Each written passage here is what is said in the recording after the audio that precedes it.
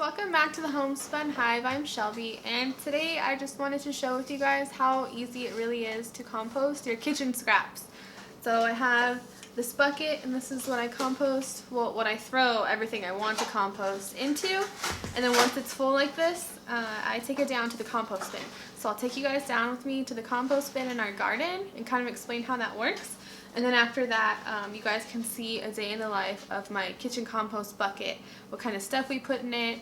I keep it right here on the kitchen counter right next to me while I'm chopping up stuff throughout the day. So any kind of snacks we're making, it's super easy to just throw it right in there. So yeah, let's get started and I'll talk about the more specific stuff out there with the compost bin.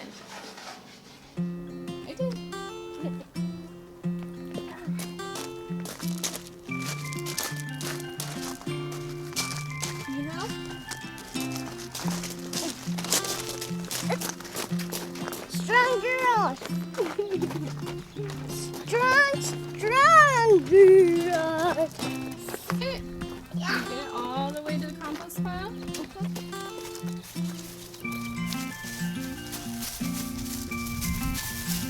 Don't dump it yet, just set it down there. So before we get into like specifics about what you can and can't compost and like how you do compost, you need to think about what you're going to compost in. But this is what we've been using for the last 3 years, and it's worked really great. It's just one bin. It's good for us, and it's working. And that's the thing. It's working for us. And so if that's what it is, then I'm not going to change it. So Brian built this. I call it the compost corral because it's a 3-sided box, except the back side you can see is paneled with wood, and then the sides here have a little mesh, and the mesh is so that you can get more airflow with the compost. That's something definitely that you need, is moisture and airflow with your compost. We have the open top. We don't have any issues with critters, but I'm Zone 9B. We're in Southern California. I am in like a neighborhood, so we don't have bears, deer, rabbits. I mean, the most we have is lizards, possums, and cats. Mesh sides, a solid back, and then you'll need something if you go with this kind of design. We just stuck a piece of plywood that fit on the inside lip of the front of the box, and then you can see how I'll show you how I get that lid open. I just use like a little, I use one of these pots and then a shovel, and then I create like enough leverage to just lift it up, and then I use my shoe to close it back down. So you can get as complicated as you want. You can spend money on a fancy composter, like a rotating one with a crank. One, I don't know, you can be as fancy as you want, but our goal was to start composting and use what we had on hand. And 3 years ago, when we made the garden, this is what we had on hand, and it's worked great for us. So keep that in mind. You also don't even need a bin to compost in. Some people direct compost, where what you would do is basically just dig a hole in the ground, put your scraps, your compost into that hole, and then cover it up, and then next season when you're ready to start your garden again, you can dig down and use that soil, or that can just be your row. So some people will make like a trench, other people will just dig up that soil and use that soil in the rows that they already have. There's a lot of freedom in this. It doesn't have to be so scientific, and I think that's why a lot of people get hung up on composting, because they think it's not simple. But all you need is air and moisture and a place for it to be, and it's going to compost. So don't freak yourself out and think that you can't do it, because you can't.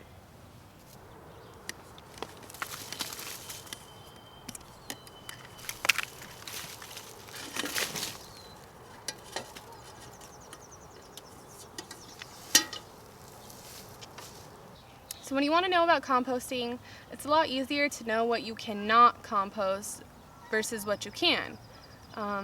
It is for me, at least. So what you should not compost is animal products, bones, meat, cooked or uncooked, any parts of the animal, the skin, stuff like that. Diseased plants, whether that be like the tomatoes at the end of the season that are covered in blight that you have, or your moldy house plant that got overwatered. You don't want to add those into your compost. I generally stay away from any houseplant into my compost. There's a lot of differing opinions on that, but I know that a lot of houseplants are toxic in general for people to eat, so I don't put those in my compost, but some people do. Oils, butters, fats, grains, so your pasta, your rice. What you can compost is pretty much any veggie and plant matter. The only kind of plants you really don't want to compost, again, are toxic plants and then your weeds. Obviously, you don't want to be putting weeds that you're pulling out of your garden back into something that you're going to put into your garden. So that's something to think about. If you're going to put your grass clippings in there from your mower, think about if you've gone over any weeds, because then you're just dispersing those right back into your gardens. Eggshells are good, you don't have to crush them. Some people do a lot of cardboard and like paper towels, paper towel rolls. You can even do like cotton or wool washcloths. I never think to do that when I have those. I don't know, I just never do. Shredded wood.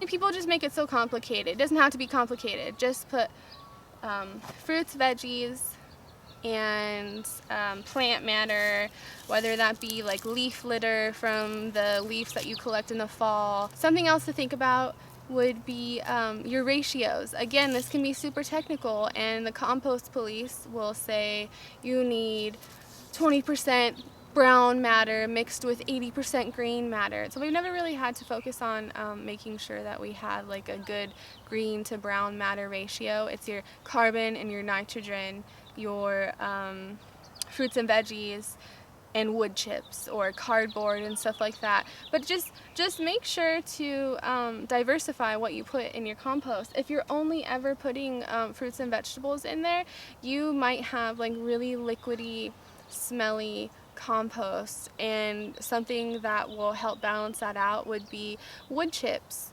or shredded cardboard, your plain Amazon boxes, or your non-glossy newspaper. I don't really put newspaper in here because of the ink. Maybe there's been studies done that show that it's not toxic. It's just something I don't do. We have a recycle bin. All of that stuff goes into the recycle. Alright, so now you know that you need something to compost in. You know what to compost. Now what do? Well, every day my little kitchen bucket gets full. I come out here, I dump it in here. To be honest, most of the time I leave it like that. It needs to be covered up with other matter that's in here if you want it to start composting. What you occasionally should do also is stir your compost. Again, I'm not good at this. Some people will say you do it once a week, other people say you can do it once a month, or some kind of variance in there. I stir it up when I feel like it needs to, which maybe is like once or twice a month. It doesn't need to be a big chore. Now depending on your climate and your compost, how wet it is, that's another thing. You want to wet down your compost occasionally. You don't want it to be bone dry. If you completely forget about it, just do it when you remember it. It's not something that you need to do daily, just like stirring the compost. It's not a daily chore. Depending on your climate, it could be weekly, but I really doubt that. So, I mean, we have really hot summers, hot, dry summers here, and I don't need to wet it down weekly. All right, so between 3 and 12 months, your compost should be ready to go.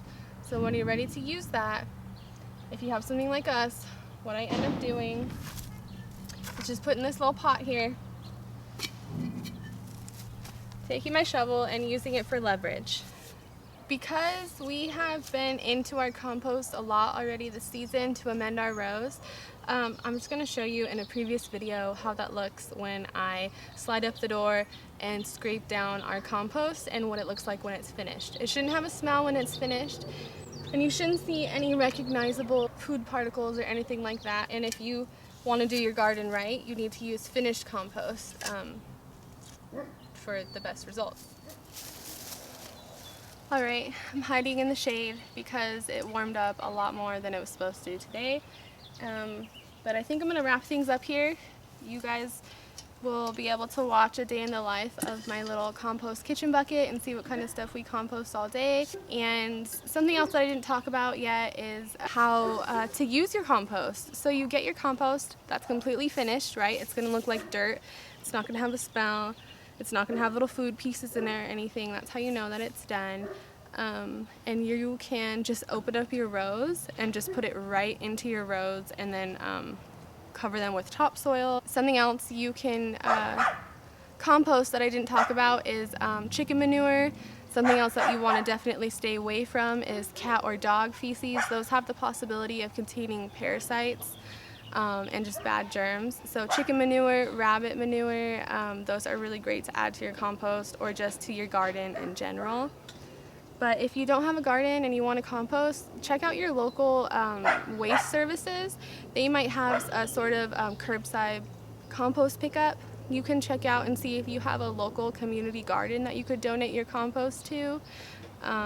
Or you can just have a section in your backyard where you dig a hole and put your food scraps in and it composts in the dirt. Or you can even contact like your local Facebook group, your Craigslist group, your Nextdoor group, and just say, hey, I have this compost, do any gardeners want it?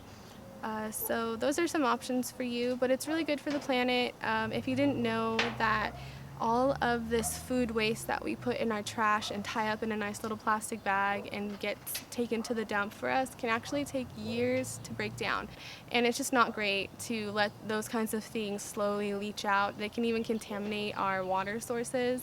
So it's just doing the planet a solid favor when you compost your food scraps. You're giving back to the planet, you're giving back to your local gardeners. You're creating a healthier topsoil, or you're just creating a healthier soil. You're helping that balance of good and bad bacteria. So I hope this has showed you that anybody can do it. You can do it. I want you to try. I'm going to put the blog post below, and you can come by and comment and tell me about how you did it, or comment on this video. Don't forget to hit subscribe. See you guys next time.